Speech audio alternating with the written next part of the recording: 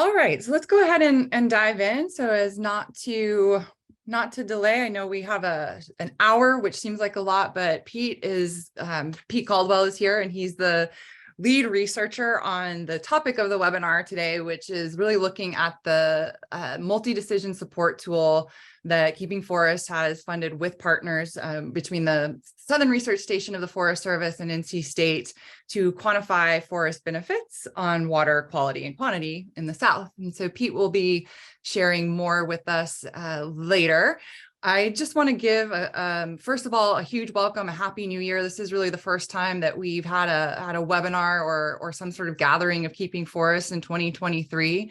This year is going to be pretty fantastic. I'm excited about some of the things that we have on tap.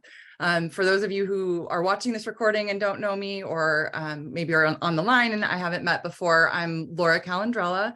I took on the executive director role of Keeping Forests last August, but I've been consulting on the project since 2016, so really have seen it through all of the phases. We are at a really critical pivot point. What I would say about the moment that we're in, first of all, societally, culturally, environmentally, we're at a pretty big moment in time where all of the issues that we care about are the ones that are center stage right now. So that's exciting. And then having Keeping Forest at a stage where we're really implementing in strong ways. We started to get those projects on the ground and work out into the world in 2020. And I feel like this year is the year where momentum really happens.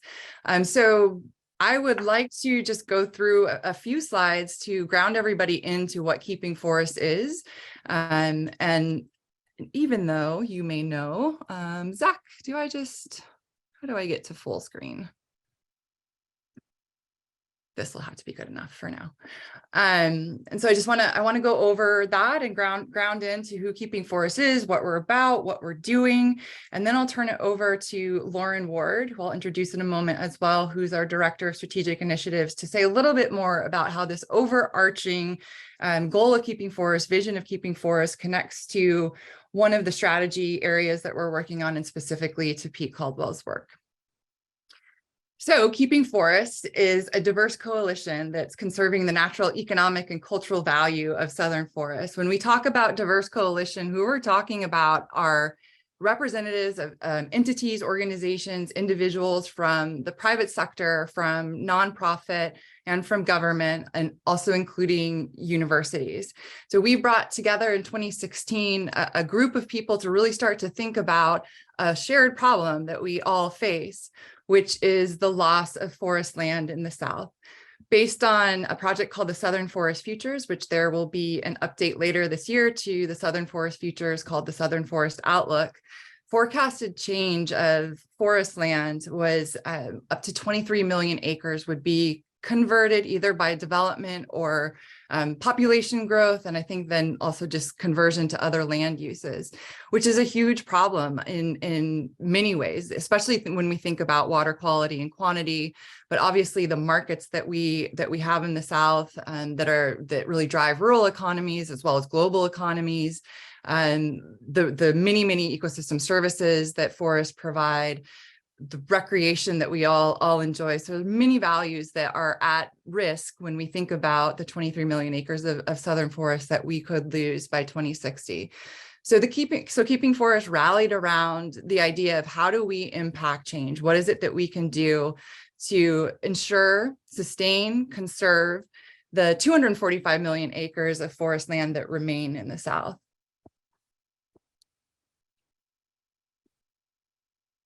So over the course of the first few years, as we gathered all of these partners together and started to align on first, what really is the problem? What do we see as the center of gravity of Keeping Forest? Where can we really impact change?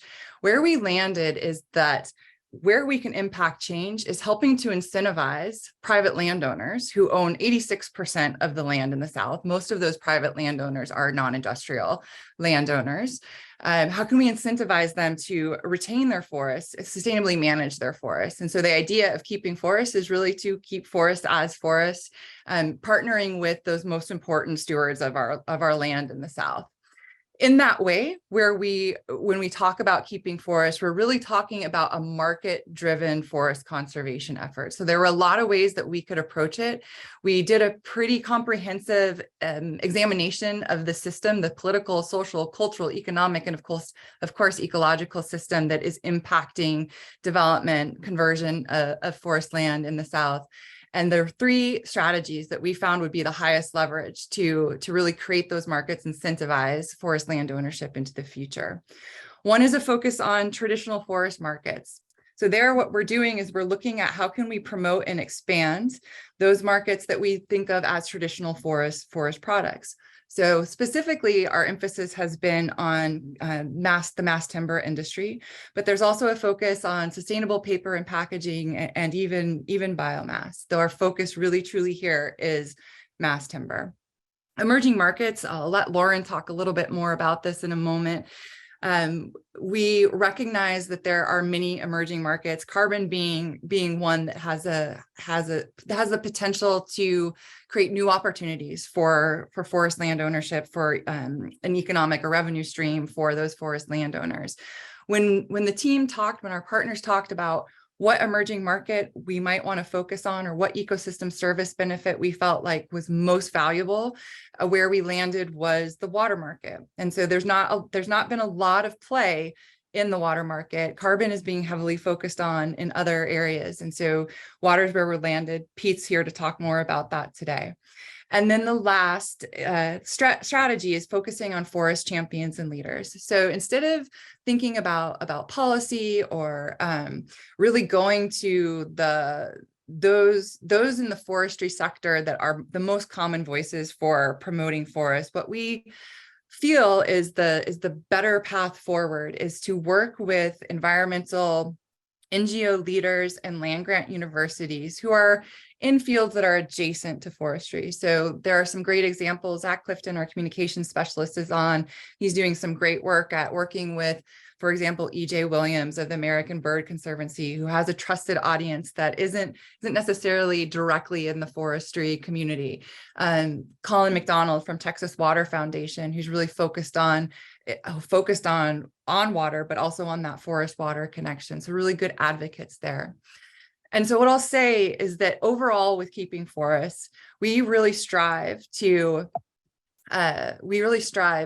work on initiatives where there's no single entity, no single individual, or even any single industry that can tackle a gap in this system, when we think about loss of forest, or when we think about the opportunities to sustain forests into the future. Keeping Forests really wants to invest in those innovative solutions and those creative solutions and those solutions that we can scale across an entire 13-state geography. So when we talk about the South, we're talking about Virginia over to Oklahoma, down to East Texas, and everything in between.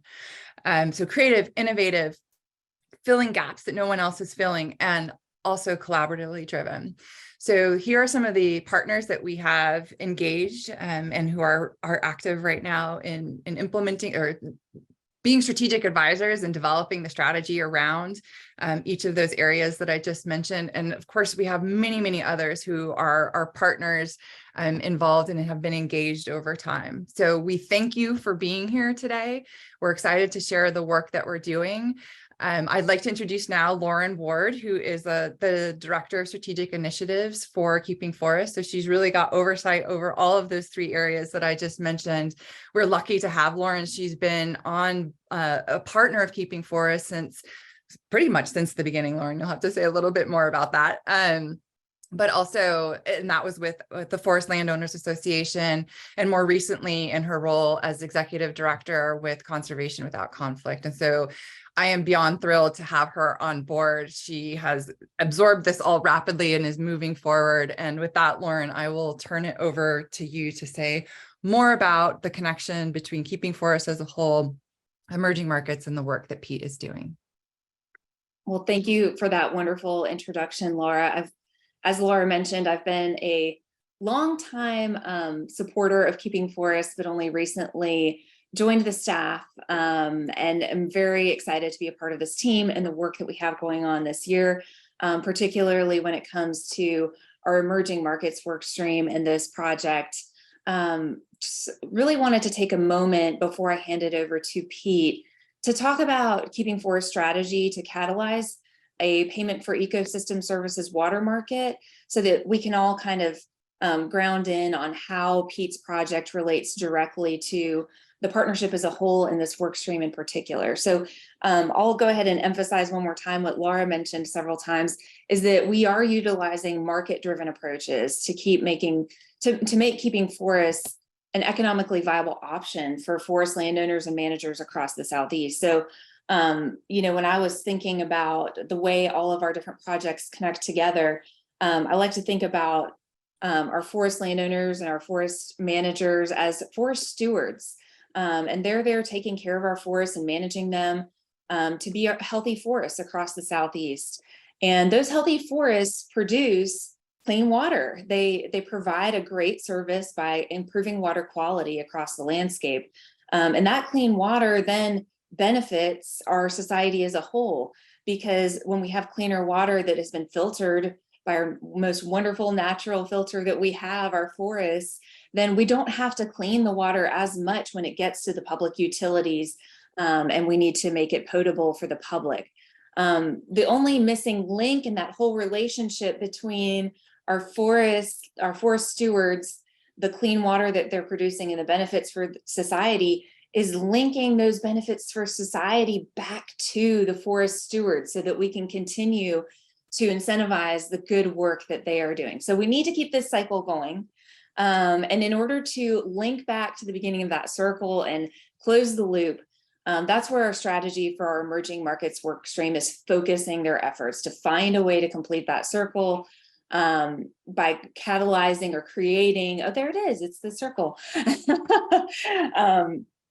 A payment for ecosystem services market for forest water benefits. So then we're providing that positive reinforcement back to our forest stewards, thanking them and rewarding them and making it more economically viable for them to keep their forests as forests.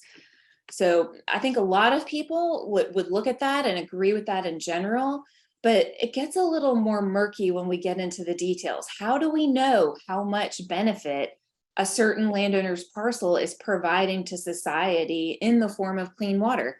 How much does society owe our forest landowners for providing these benefits? And that's sort of a very baseline question that we have to address before we can create any type of market or payment system for the ecosystem services that these landowners are providing. And that's where this really exciting research project comes in.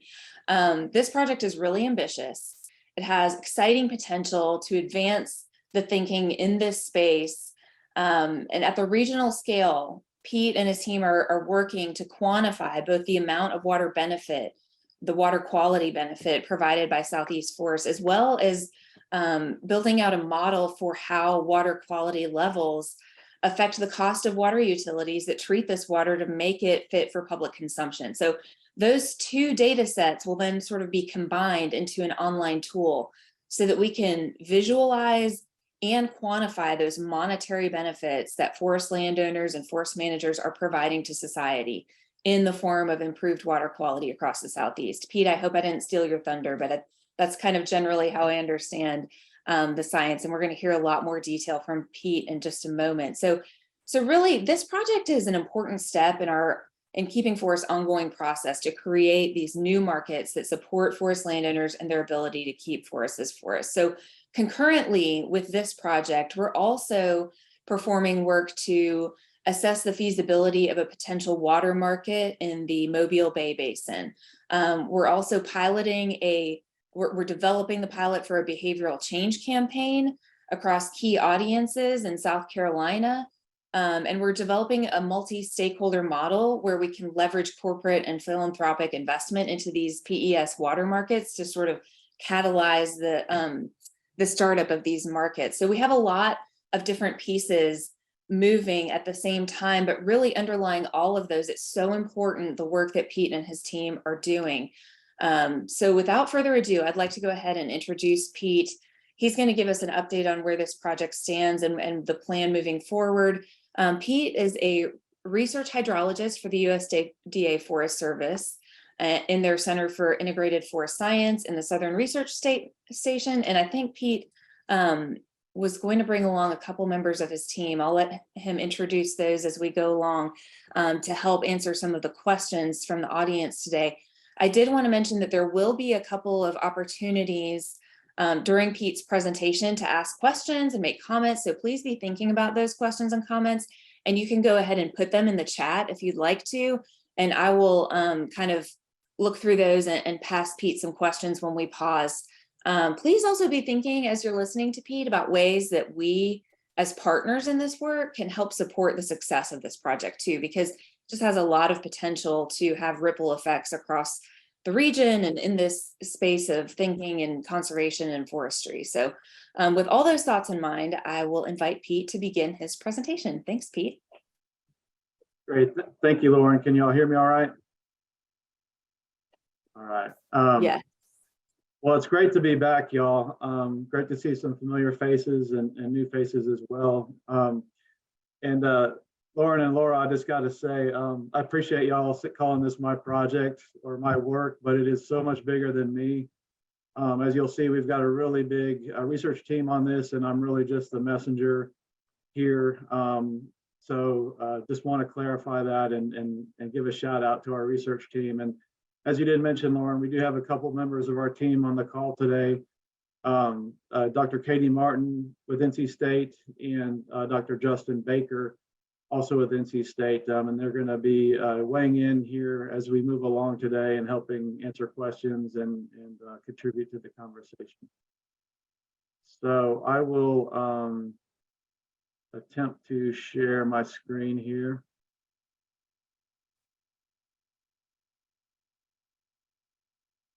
And how does that look? Are y'all seeing a slideshow? Yes. No. Yes, you can see it. All right, great, thank you. So again, I'm Pete Caldwell. I'm a research hydrologist with the Southern Research Station. My duty station is at the Coweta Hydrologic Lab in Western North Carolina. This work really started in 2019 between conversations that the Southern Station had with this group in Keeping Forests and others, really trying to get our heads around how we can quantify the benefit that forests are providing for water. We had some ideas about it.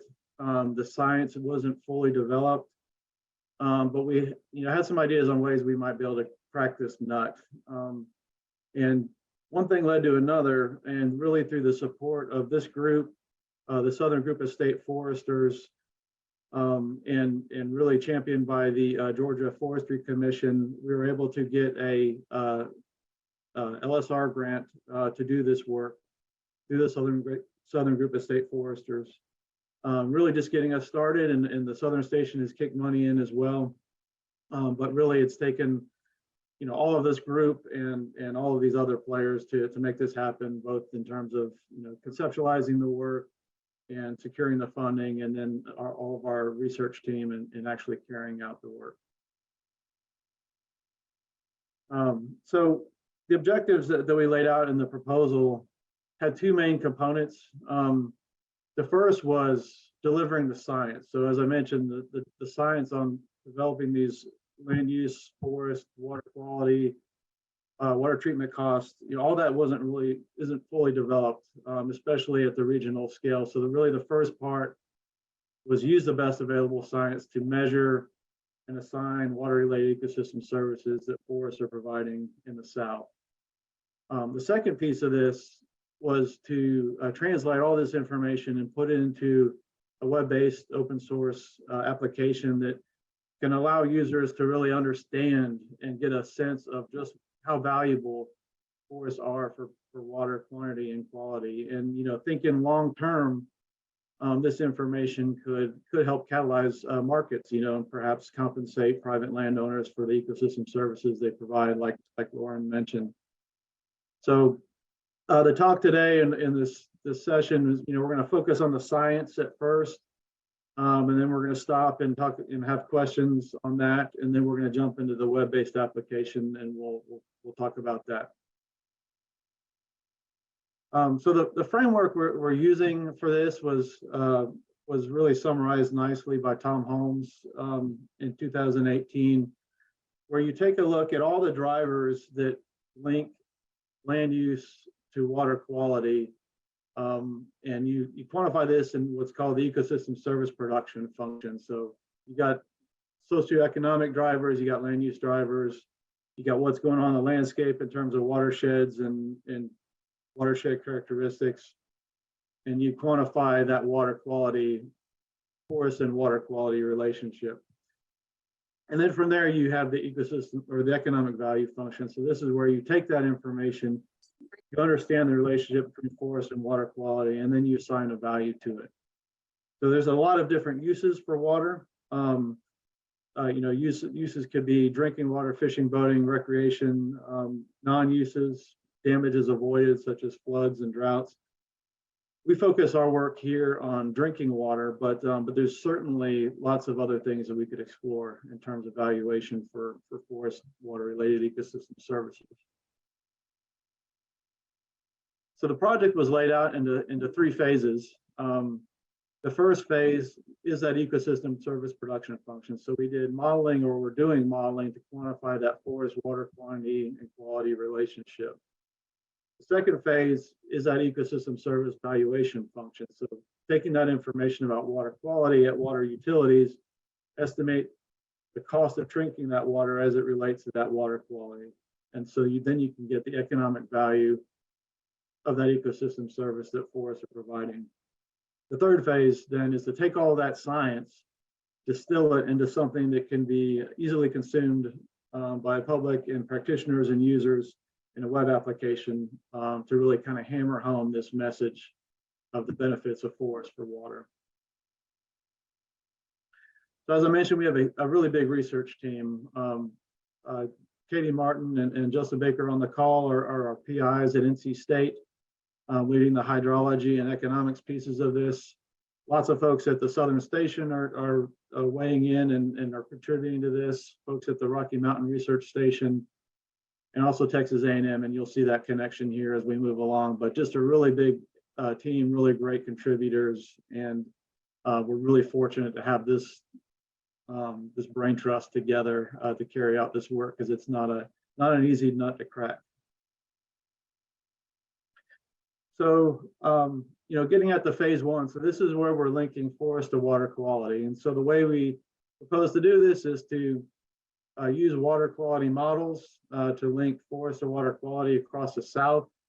And we also use water quality observations where we have them. So this is where USGS, for example, may go out and measure water quality.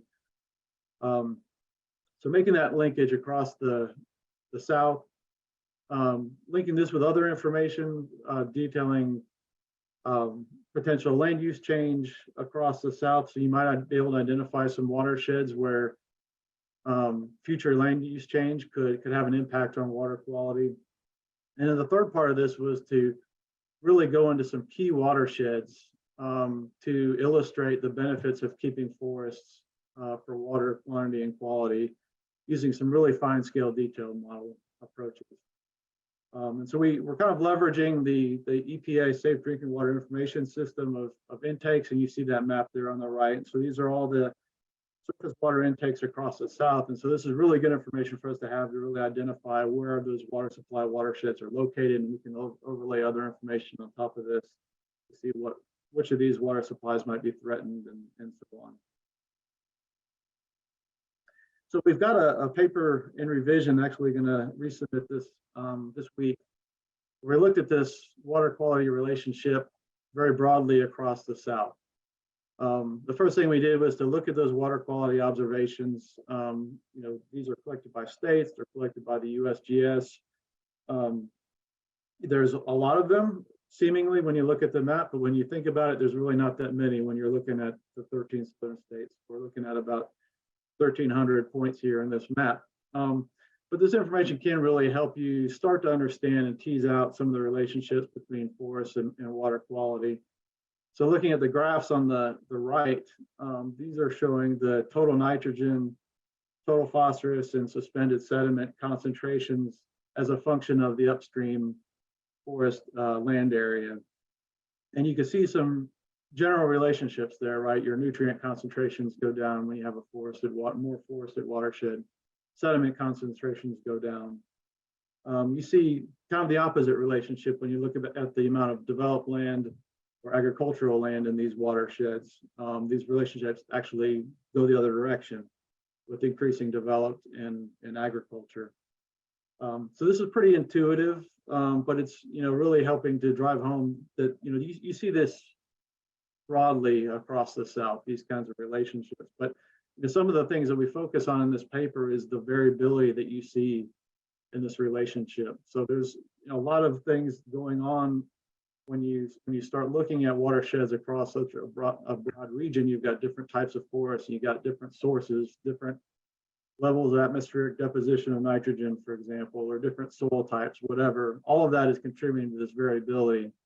But despite that variability, you can tease out these relationships that really do show that forests are best for water quality. We're also leveraging modeling work that the USGS has done recently with their sparrow models. This is allowing us to kind of extrapolate beyond those observations, those 1,300 points of observations across the South. And we can also use this information to link water quality to public water system intakes across the region. When you look at this, it's really fine detail. These go down to about 300 acres in size, about 812,000 individual catchments across the South. So really high resolution, but it's got estimates of the mean annual nitrogen, phosphorus, and suspended sediment concentrations throughout the river network, as well as information about sources of these pollutants in surface water. So we did some of that linkage between those modeling results of water quality and the public water systems in this paper. So the map on the left are showing those intakes across the South. We linked these to the hydrography in the South and looked at those that were on a reservoir versus those that might be on the run of river. So like pulling water directly out of a stream versus a reservoir. And there's some very different dynamics at play in reservoirs than run of river that affect the water quality at these intakes. But in either case, if you look at those concentrations of nutrients and sediment, watersheds with greater than 50% cover have lower concentrations of all these pollutants than those with less than 50% forest cover, whether it's a reservoir or a run of river. These results show that run of river intakes could be more sensitive to upstream land use. And you see that here where the difference between the greater than or less than 50% forest cover is larger for run of river intakes than those on reservoirs.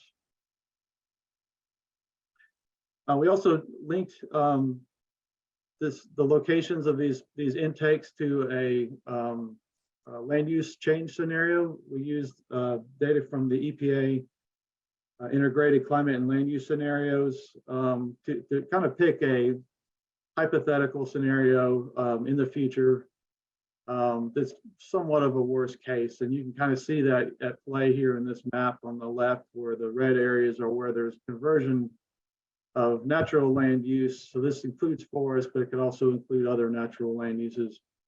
But those are converted to developed by 2070. You can also see the intakes located on top of those areas of forest or natural land cover loss. But in total, just looking at this future land use scenario, there's about 181 individual intakes that could have a greater than 10% loss in that natural forest or natural land cover by 2070. And you can see some examples there in Montgomery and Fort Worth and how that land cover might change. But this is kind of getting at that second part of this phase, really trying to understand where on the landscape you might be, public water systems might be vulnerable to future land use change.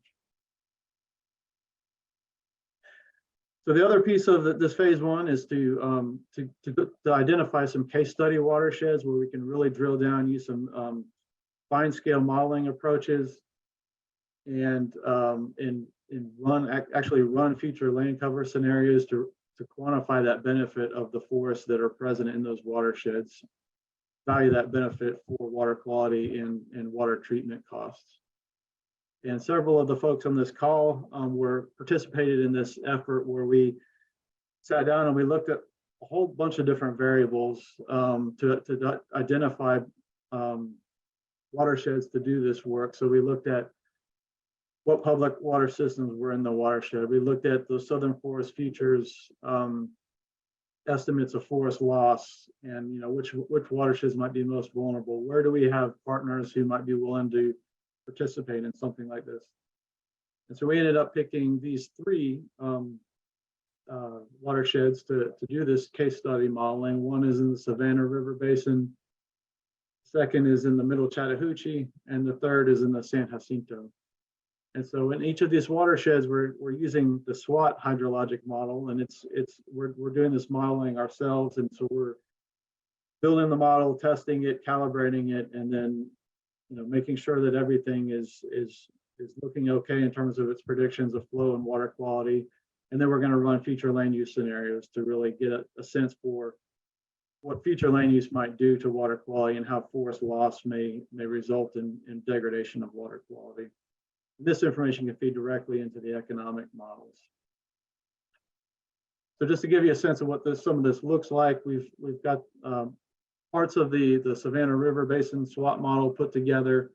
The graphs you see on the right-hand side show the predictions and the observations for flow and total suspended sediment. And you can see the model in general is doing a pretty good job in this particular watershed. For these parameters, flow and TSS. We've got more work to do here, modeling nutrients and running future land use scenarios. But this is really intensive work, doing this level of detail, coming up with daily predictions of flow and water quality, testing the model, and then running these future scenarios. And you can see this is a really large river basin. There's reservoirs there. We're drilling down to a very fine spatial resolution. So it's a pretty good amount of effort that goes into this modeling work. We're pushing forward on the Savannah, the Middle Chattahoochee, and the San Jacinto, and we'll talk more about those in a minute. So moving on to the second phase, which is the economic valuation of water quality. This is really a tough nut to crack. And there's been folks, in fact, Travis Warziniak, who published this work and this graph that you're seeing here. He's on our team and has started looking at this in past work where he related water treatment costs for public water utilities to different measures of water quality. In this example, we're looking at turbidity and then relating that to forest cover. And you can see it's really a messy relationship. I mean, there's some relationships there, but there's a lot of scatter there, right? And it's not an easy thing to do. But we are game, and we're gonna give it our best college try. So Dr. Justin Baker will talk more about this as we move along in the call today. But just to kind of provide an overview of where we're at on this valuation piece. Our approach here is really to send out a survey to public water systems, and we're targeting those that are in the Southeast and are getting their water from surface water. We identified over 1,300 of these across the South. We developed this survey instrument and had a trial survey with Columbus Water, who's really interested in this work, and so they're able to help us kind of fine tune that instrument. And then through input with the EPA, and through NC State, we were able to get that survey out to utilities. And so now we're in the process of trying to bring that information back and get some of these surveys filled out so we can build these economic models. So that's kind of our first approach and our preferred approach, but we've kind of got other ways of getting at this that we're also going to be looking at. So one is kind of a meta-analysis of site-specific water treatment cost functions. So this is kind of going into the literature and pulling information from previous studies that have done this type of thing. And then also some regression analysis using the surveys and the meta-analysis together if we can. But this work is ongoing, and we've had some challenges here as we have with the water quality modeling. But work is ongoing, and we do hope to share some of this, some of the trials and tribulations of this work with you all, and actually kind of solicit some help from this group later in the call. So in terms of schedule, the phase one, the water quality modeling piece, we are working on that now. We've been working at this for a while. We've had some challenges that have put us behind a little bit, but we do anticipate having that piece done by the end of this calendar year. The ecosystem service valuation function, the economic side, we're looking at also trying to finish up by the end of this year if we can. And then the web application is really kind of dependent on the science, and so that's going to be pushing out a little bit later into the end of this year and beginning of 2024. So just, I'm sorry, I'm kind of running along here, but just some key points from this piece of the project. Again, the goal is really to link forest to water quality, to water treatment costs across the South. The approach that we're using here is to link forest and water quality across a region very broadly with these models in a case study watersheds and within the context of drinking water supplies. We're also gathering water utility cost information and linking water quality to water treatment costs for municipal water supplies. But we're having some challenges, and there's also lots of great opportunities here. As Lauren mentioned, this is a really big project, and it's never been done at this scale before and never been done at this resolution. So we are really attempting something that's really challenging. In order for all of this to work together, the science on the forest and water quality, the economics, and then serving this up in a web application that can be served up to the public, the science has to be done, and it has to be done well.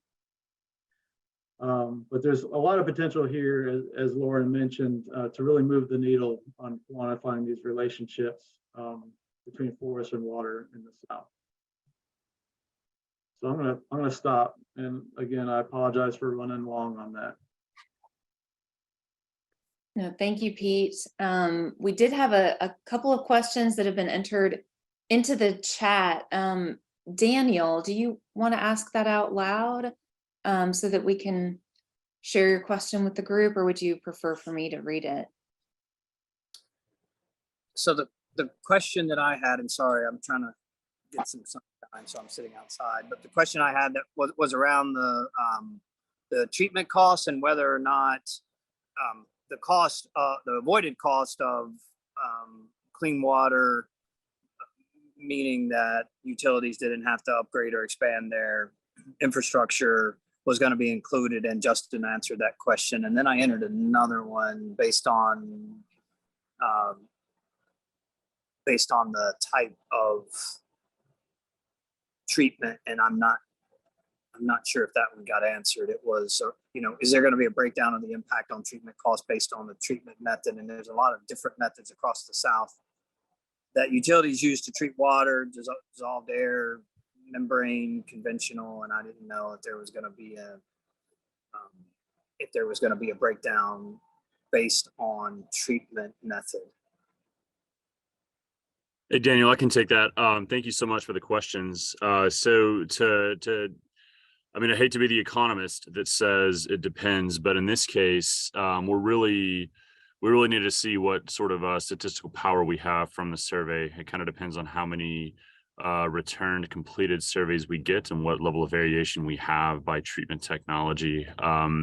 It's a great question. We hope to be able to provide a more meaningful breakdown like this, but at this point, I would hesitate to overpromise on that. Okay, thank you, Justin. Great, thank you. Does anyone else have any questions about this first part of Pete's talk?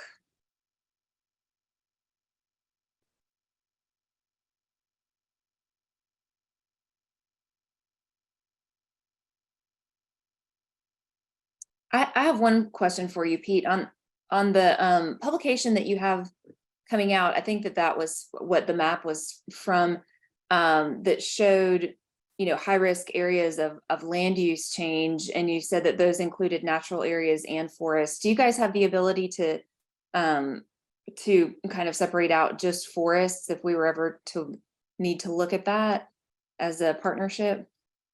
Yeah, that's a great question. So when we started this work, we were really hoping to bring in the new projections for the upcoming Southern Forest Outlook that Laura mentioned. But at the time that we started pulling that paper together, those weren't ready. And so we went to that EPA projection for that paper. And because of a lot of complexities with that data set, we're not able to separate forest out, but we'll be able to do some of that. In fact, we were planning to do that in the Southern Forest Outlook. So doing that exact overlay of drinking water intakes with the Southern Forest Outlook projections in the Southern Forest Outlook. So you won't see it in this paper, but we're doing it in the Southern Forest Outlook. Okay, that's great. Thanks, Pete. Sure. All right, so just moving on, I'll try to get through this quickly so we have time at the end to have more discussion. Going to move into the web application part of this project. And as I mentioned in the objectives, we have the science piece that we just talked about. And the second part of that is taking that science and putting it in a web application.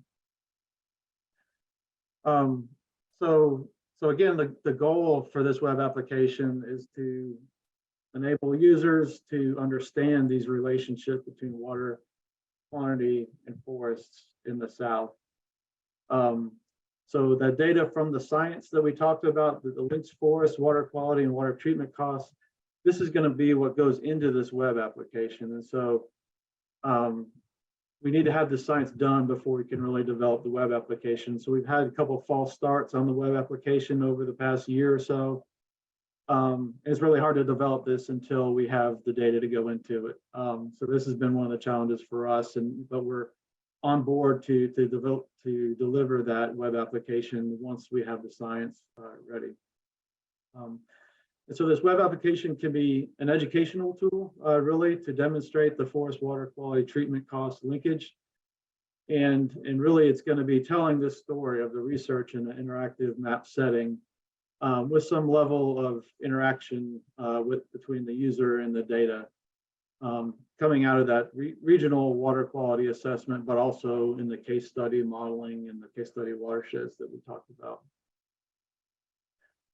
So as an example of how the web application could work in terms of the interactions that the user might have with it, they can select a catchment or a river and view attributes about that catchment or river. So this could be a catchment where their parcel of land is located, for example.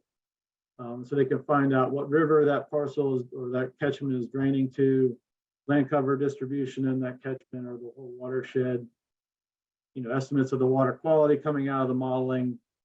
And then for the case study watersheds here, we can really get into some more detail because we're actually running these scenarios of land cover change and look at the effects and the benefits of forest for water quality in that location.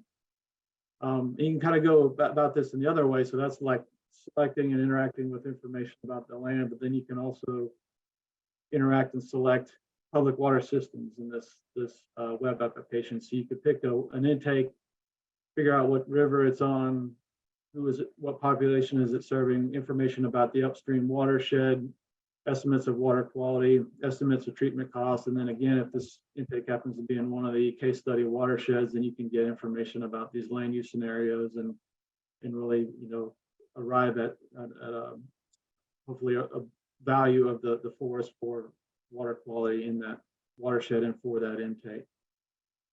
We've got some examples like this. So these are story maps, and this is an example that came out of our work with the Southern Group of State Foresters a couple of years ago. Really as a visual in a way to provide all the information in the scientific publications and a report, but putting it in the hands of the user on the web and having that interaction ability with it. And so this is an example of some of the interaction that we have in that story map, where you can pick a particular state, find an intake that you're interested in, and then get information about it, how much water In this case, we were looking at how much water came from state and private forest that was delivered to this intake. But this level of interaction and data is what we were envisioning. We've talked a lot about, and I think we talked in this group about some really cool features and ideas that we could also potentially do in a web application. So you might be able to do things like explore things that are upstream of a particular intake or downstream of a particular catchment.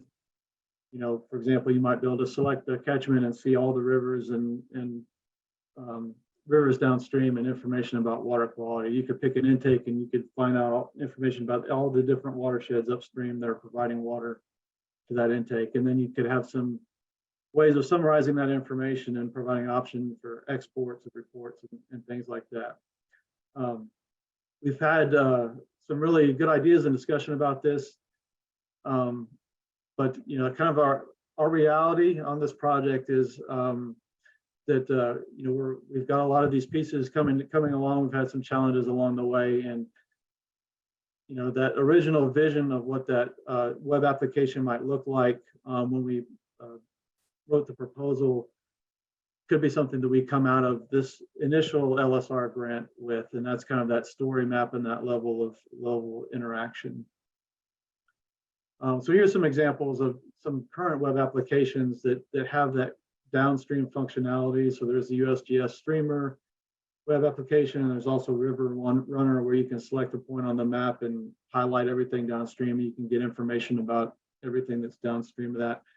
We know it's possible, but within the time constraints we have and the resources that we have right now, this kind of functionality is probably out of the scope of this initial LSR proposal or grant. So just to summarize all of that, again, the web application was really to enable users to understand and visualize this modeled water quality in relations to private forests across the South. All that data from the science will be linked to forest and water quality and treatment costs.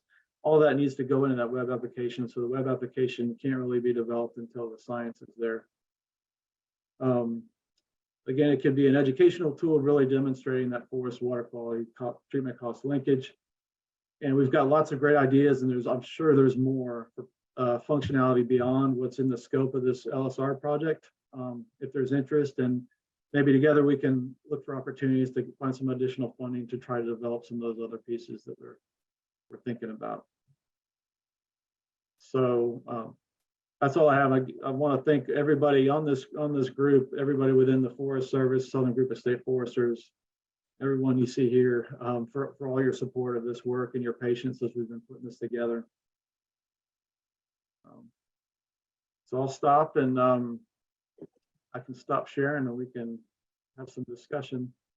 That sounds great. And thank you, Pete, for all the work that you've done on this, and your team, all your partners who've been doing the research on this. We appreciate the hard work on it, and are really excited about where this is going. And for me, I think one of the most fun parts of this is to figure out what comes next, you know, not to be impatient with the work that's happening, but it's really exciting to think about. So we do have a few questions that were put into the chat. Scott wants to ask, what are the nutrient and sediment sources cited in the web tool? Yeah, great question.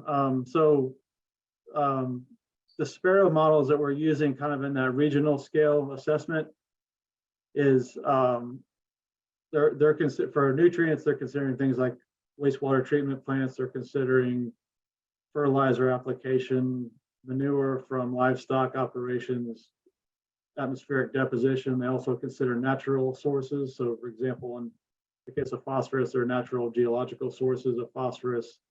Sediment, you know, these are generally land delivery sources, but they also account for in-stream channel erosion as a source of sediment. And you know, something I didn't really talk about is there's the complexity of reservoirs and how that affects water quality is built into those models. So where reservoirs attenuate, nutrients and sediment loads. Those are built into those regional models as well, and they will also be built into the case study watershed models that we're developing. Great, thank you. The next question is from Laura. She wants to know, is there clarity on end users and audiences that will engage with the decision support tool, either the science or the web application? Yeah, well, I think, I got on this slide there. I mean, there's the kind of the government entities that we've thought about. There's the NGOs. There's kind of this public facing education tool. I can imagine that there's a lot of other users that we haven't thought about. And, with all the folks that we got on this call, I think we could really find some, really try to detail those audiences and maybe fine tune this. I know we've had conversations about thinking about how we could have this web application speak to different audiences, based on where they're coming from. And I think we can think about that even in the web application, as we talked about here today. Once we start getting that science in there, and we can start to think about how to present it, and we can share it with you all, and we could talk about those different audiences and different ways we might be able to present that information in the web app. And Laura also wants to know what some of those potential functionalities that you're thinking about with the web-based tool, any additional data layers that you guys have thought about or are thinking ahead about? Yeah, gosh. This is the fun part, right? The creative part. Yeah, for sure. I mean, a lot of the layers, we have a lot of the layers. A lot of what would go into making those kinds of things happen is having a sophisticated way of querying those data layers. So picking an intake, for example, and finding everything upstream. We have all that information. It's just a matter of having the tool to query that. But other things we could add to this is, those projections of forest loss, for example, they're coming out of the Southern Forest Outlook. These could be other layers that you could lay on top of this information. Excellent.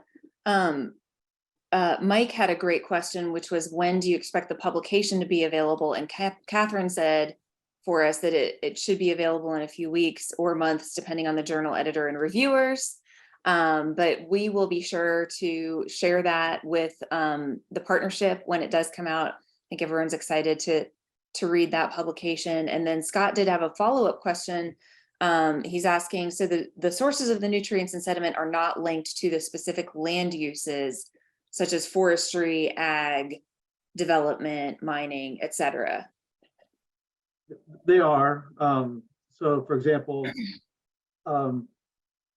nutrients, for example. So there's, assumptions about fertilizer application rates on developed land or fertilizer application on crop land that are built into that. So it's land use specific that way. So it's taking those loadings that are associated with a particular land use and building that into the model. So if you were to convert forest to develop, you get that additional loading as a result of those kinds of sources. Yeah, that makes sense. So that's all we have in the chat. My last question to you, and then we can kind of let the discussion flow regarding things like audiences and like you were saying that you wanted to hear from everyone about. How can we help you? How can we help you overcome some of the challenges you all are facing right now? How can we support you as you and your team are moving forward through these projects? Thank you. And well, thank you for the offer. That is great. First off, I just want to thank everyone for your support so far, as well as your patience. I know this has, been kind of a long time coming.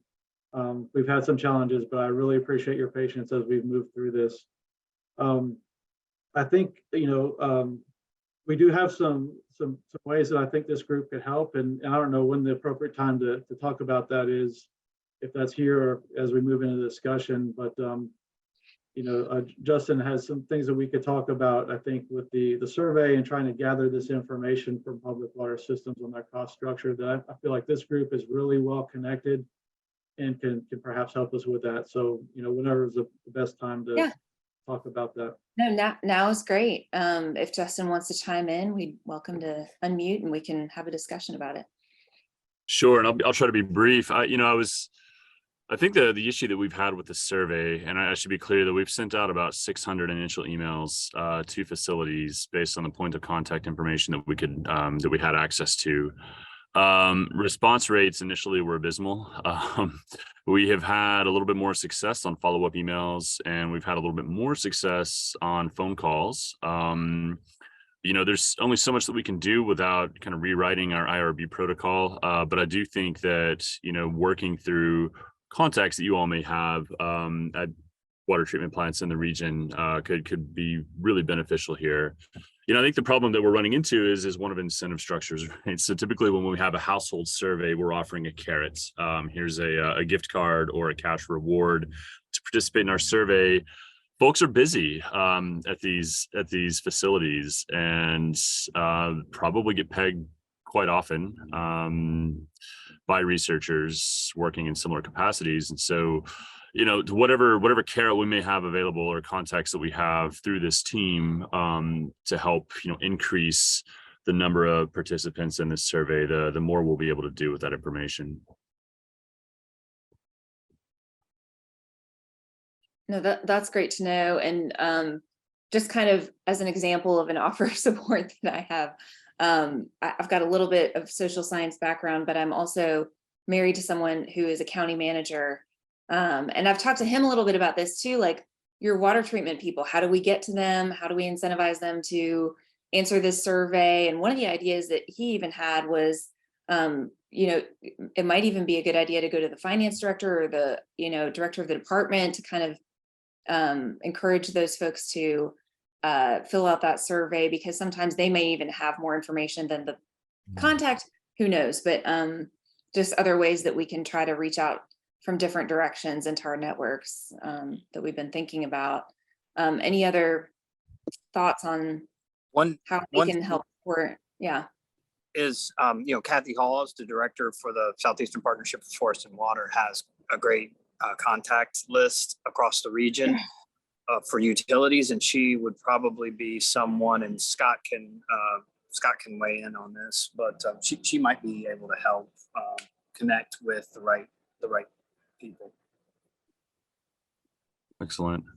And Justin, I'll offer, I'm friends with the president, executive director, whatever her title is, of the Georgia Association of Water Professionals, which is huge, and it's every utility and kind of water professional in Georgia, but across the state. And so if there's a benefit there, an opportunity there, happy to reach out and connect y'all and see if maybe GAWP can kind of help spread the word on their end.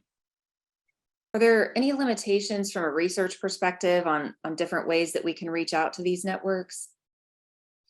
So this is a unique survey, right? Because we're not contacting individual households. The IRB is a little bit looser since we have a targeted survey of facility types and points of contact at that facility. So we have a little bit more flexibility to work through partners like this, is my understanding. I could send a note to our IRB office just to confirm this, because if we are able to send notes out through partners encouraging organizations like in the state of Georgia to participate in this survey, that would be huge. I think that would really help our success rate. In terms of timeline, I should clarify, we're looking to make this last push on the survey between now and the end of May, so that we have that summer reserved for all of the modeling and the economic valuation function estimation. So things are moving quickly, and I already have a few follow-up emails I'll need to send within the coming days. So if you do hear from me, don't be surprised. Well, that sounds great.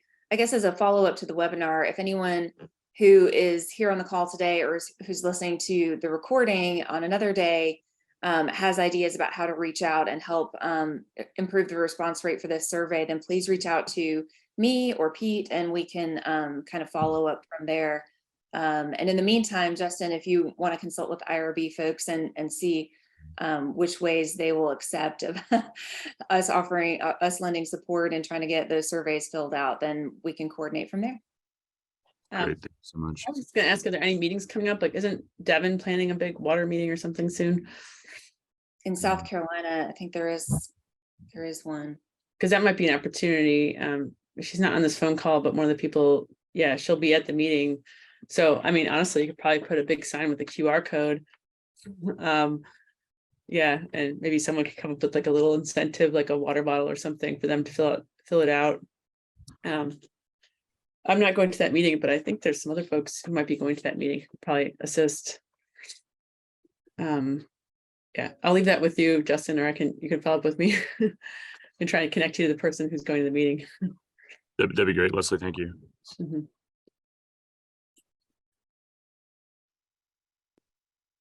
All right, anything else to add? Any other questions, comments, points of discussion?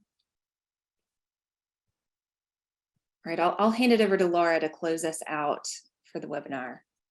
I was I was just typing my closeout in the chat. So it was great to see you all. Thank you, Pete and team, for joining and giving us an update on where you are, and for those very direct asks for help.